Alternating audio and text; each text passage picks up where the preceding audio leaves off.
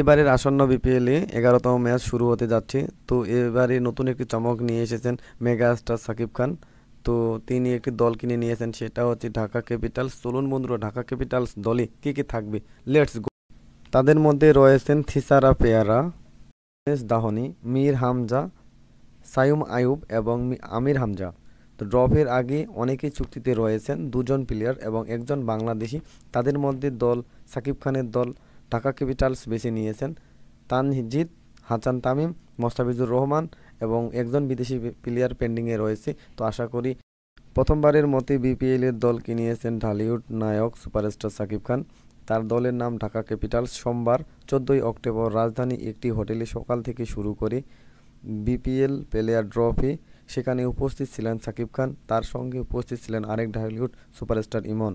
এবারে ঢাকা ক্যাপিটালস তাদের দলে ভিড়িয়েছেন 6জন বিদেশি প্লেয়ার। 2 জানুয়ারি অনুষ্ঠিত হতে যাচ্ছেন ঢাকা ক্যাপিটালস এবং রাজশাহীর সাথে। ভাই, আপনারা কি কোন দলে সাপোর্ট করেন অবশ্যই একটু জানাবেন। আপনাদের এই ভিডিওটি আপনাদের কেমন লাগছে অবশ্যই বন্ধুরা জানাবেন। এরকম নিত্য নতুন ভিডিও পাওয়ার জন্য আমাদের চ্যানেলটিকে একটু সাবস্ক্রাইব করে রাখবেন এবং কমেন্ট করতে ভুলে যাবেন না বন্ধুরা। এবার আমরা কোন দল নিয়ে ভিডিও তৈরি করব অবশ্যই কমেন্ট করে জানাবেন। আপনার দলটি ফেভারিট যদি হয়ে থাকে অবশ্যই একটু জানাবেন বন্ধুরা।